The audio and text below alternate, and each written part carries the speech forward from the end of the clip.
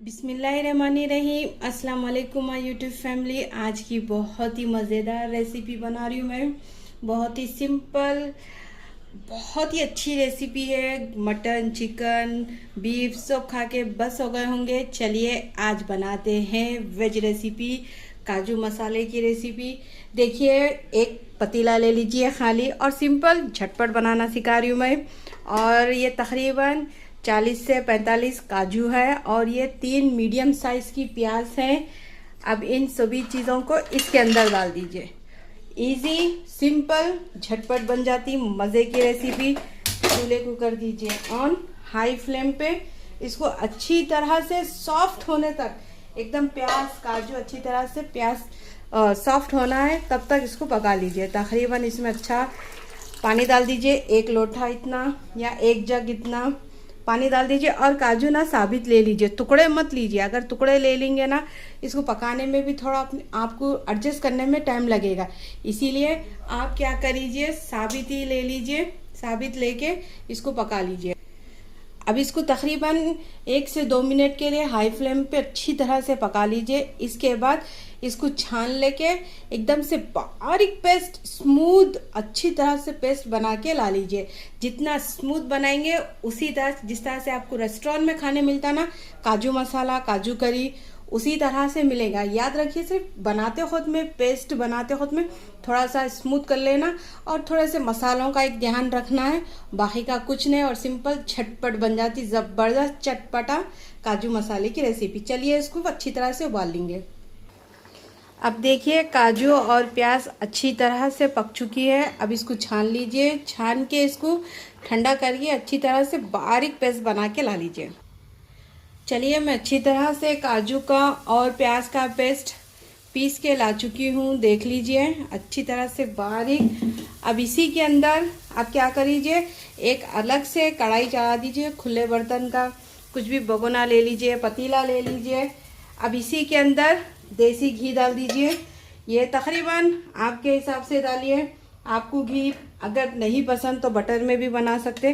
तकरीबन मैं इसमें 2 से 3 बड़े चम्मच देसी घी डाल रही हूँ, और बाद में ऑयल भी डालूंगी। लेकिन देसी घी डालने से ना, जिस तरह से रेस्टोरेंट में मिलता है ना, उसी तरह से इसका फ्लेवर भी, उसका जायका भी अच्छा आएगा। तो ज़रूर डालिए देसी घी। और ये मेरा होममेड देसी घी है। इसकी रेसिपी मैं अपलोड कर चुकी हूँ, देख लीजिए आप। अब तकरीबन देखिए आधा कप उतने काजू है, साबुत वाले है। अब ये डाल दीजिए। अब इसको लो फ्लेम पे अच्छा सा फ्राई कर लीजिए, मीडियम फ्लेम पे। चूल्हे को कर दीजिए कम। अब इसको ये कलर आने तक इसको अच्छी तरह से गोल्डन फ्राई कर लीजिए। इससे क्या होगा कि काजू में क्रिस्पीपना आ जाएगा, और अच्छी तरह से खाने में भी जायका देगा। चलिए अब इसको इसको अच्छी तरह से गोल्डन कर लेंगे। देख लीजिए, माशाल्लाह से काजू का कलर चेंज हो चुका है, गोल्डन हो चुका है। अब इसको निकाल लीजिए। सारे काजू को एक प्लेट में निकाल के साइड में रखिए, ये बाद में डालेंगे ये। और टुकड़े वाले अगर काजू लेंगे ना, आपको फ्राई करने में भी मुश्किल हो जाएगी और पकाने में भी मुश्किल हो जाएगी। चलिए अब इसी के अंदर 2 बड़े चम्मच तेल डाल दीजिए। थोड़ा सा घी का फ्लेवर काजू में दे दिए। अब इसको तेल डाल दीजिए, 2 बड़े चम्मच। अब इसी में कुछ अक्खे मसाले भी जाएंगे, जो देख लीजिए।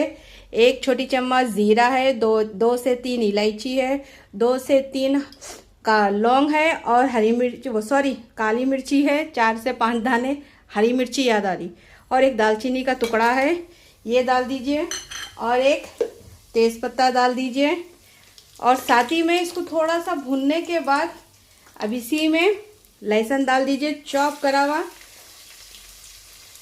अच्छी तरह से भून लीजिए, लहसुन की कच्ची बू जाने तक भून लीजिए। और लहसुन चॉप करके ज़रूर डालिए, ताकि इसका फ्लेवर एकदम से निखल के आए, और अच्छी तरह से आना चाहिए।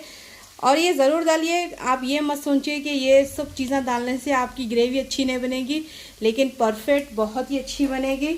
एक बार ट्राई करें तो आपको समझ में आएंगी कि ये क्या ज़बरदस्त डिश है। देखिए, अच्छी तरह से ये भूनने के बाद अब इसी में प्याज डाल दीजिए। 1 बड़ी साइज़ की प्याज अच्छी तरह से चॉप करके डाल दीजिए। अब इसी के साथ हरी मिर्चें डाल दीजिए, ये आपके टेस्ट के हिसाब से डालिए, तीखा कम या ज़्यादा आपकी हिसाब से आप ले सकते हैं। अब इसको अच्छी तरह से गोल्डन होने तक फ्राई कर लीजिए प्याज को। प्याज का कलर चेंज होना चाहिए, तब तक अच्छी तरह से फ्राई कर लीजिए। देखिए प्याज का कलर चेंज हो चुका है अच्छी तरह से। और ये काजू मसाला बनाने की सबकी अलग अलग रेसिपी रहती है, सबकी अलग अलग विधि रहती है, लेकिन मैं थोड़ा सा अपने स्टाइल में, रेस्टोरेंट स्टाइल में बना रही हूँ। अब देखिए इसका प्याज का कलर हल्का सा चेंज होने के बाद अब इसी के अंदर 2 चम्मच अदरक लहसुन का पेस्ट डाल दीजिए। अब इसको अच्छी तरह से भून लीजिए, अच्छी तरह से मतलब अच्छी तरह से ही कच्ची बू जाने तक भून लेना है इसको। और हरी मिर्च भी ज़रूर डालिए, बहुत ही टेस्ट इसका फ्लेवर बहुत अच्छा आता है हरी मिर्च का इसमें, काजू मसाले में। एकदम से स्पाइसी भी है, चटपटा भी है, जायकेदार भी है।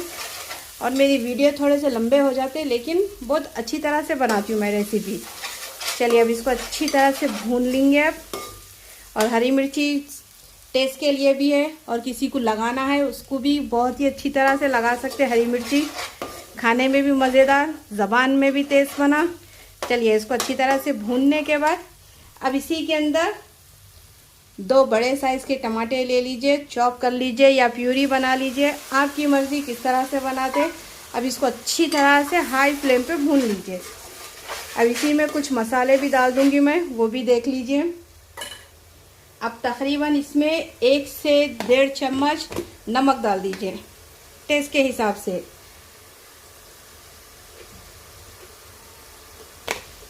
नमक की क्वांटिटी भी आप कम या ज़्यादा भी कर सकते हैं, तीखा कितना पसंद आपको, आपके हिसाब से भी हर चीज़ एडजस्ट कर सकते हैं। अब इसी में 1.5 चम्मच लाल मिर्ची पाउडर डाल दीजिए। थोड़ा सा मैं चटपटा बना रही हूँ इसीलिए 1.5 चम्मच डाली। अगर आपको चटपटा नहीं पसंद, तीखा नहीं पसंद तो कम भी कर सकते हैं, आपकी मर्ज़ी। अब इसी में हल्दी डाल दीजिए 1/4 चम्मच। और इसी के अंदर डाल दीजिए ज़ीरा पाउडर 1 चम्मच। फ्लेम को कम कर दीजिए। और ये टमाटर के ऊपर इसलिए डाल रहे हैं ताकि आपका मसाला जले ना। नहीं तो एक वाटी ले लीजिए, कटोरा ले लीजिए, उसके अंदर भी लेके थोड़ा सा पानी डाल के भी घोल के भी बना सकते हैं। आधी चम्मच खुशबूदार गरम मसाला, होममेड मेरा घर का बना हुआ। और इसी में 1.5 चम्मच धनिया पाउडर डाल दीजिए, पिसा हुआ भुना हुआ। और जो मैं मसाले बता रही हूँ ना, वो ज़रूर डालिए, तभी इसका फ्लेवर टेस्ट बहुत अच्छा आता है। अब हाई फ्लेम कर लीजिए, तब तक भून लीजिए। तेल अच्छी तरह से सेपरेट होना चाहिए सब्ज़ी में से, एकदम से भुनाई अच्छी तरह होना। जितनी भुनाई अच्छी करेंगे तभी जायका बहुत अच्छा आएगा, जायका आएगा तो ही आपकी तारीफ़ होगी। चलिए इसकी अच्छी तरह से भुनाई कर लीजिए। देखिए माशाल्लाह से अच्छी तरह से तेल सेपरेट हो चुका है और मसाले की भी अच्छी तरह से भुनाई हो चुकी है, टमाटर भी अच्छी तरह से भून चुके हैं। अब इसी के अंदर जाएगा काजू और प्याज का पेस्ट। ये भूल गए थे शायद आप लोग, चलिए मैं याद दिला देती हूँ आपको।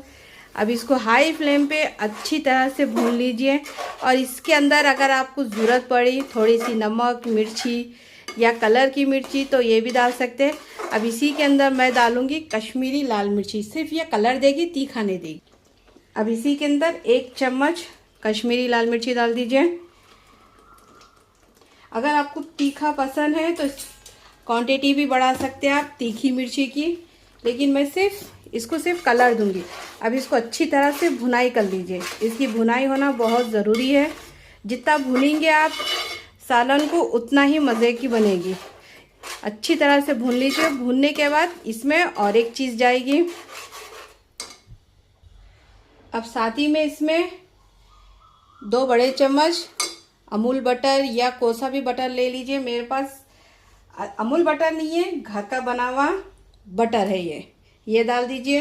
क्योंकि मैं मक्खन की रेसिपी आपको दे चुकी थी, घी की रेसिपी, उसी के अंदर मैं घर में बटर बना के रख ली हूँ। अब ये डाल के अच्छी तरह से भुनाई कर लीजिए। अब इसकी थोड़ा सा भूनने के बाद अब इसी के अंदर काजू डाल दीजिए। डाल के इसको अच्छी तरह से पका लीजिए। और इसको भूनना अच्छी तरह से है, लाजिम है। जितना भुनाई करेंगे आप उतना इसका फ्लेवर आएगा।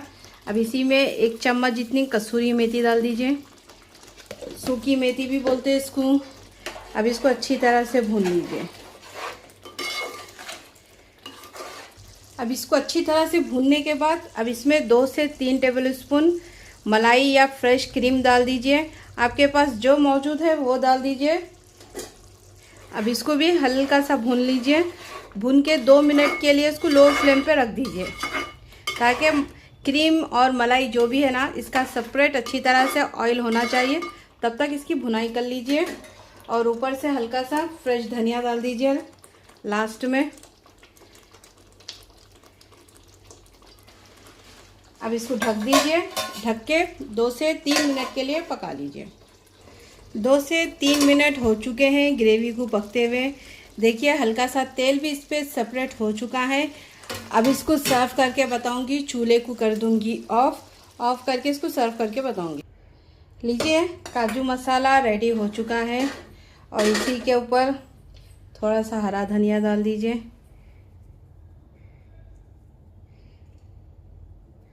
और अब इसी के ऊपर थोड़े से हरी मिर्चियाँ चॉप करे हुए, ये आपके टेस्ट के हिसाब से डालिए। अगर आपको नहीं पसंद तो स्किप भी कर सकते हैं आप।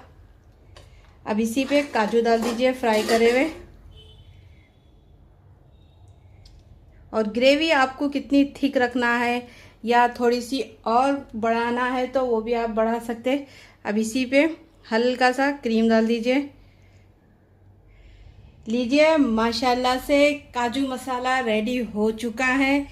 अगर मेरी रेसिपी पसंद आई तो प्लीज़ मुझे ज़्यादा से ज़्यादा सपोर्ट कीजिए। आप सभी का सपोर्ट होना बहुत ज़रूरी है मुझे।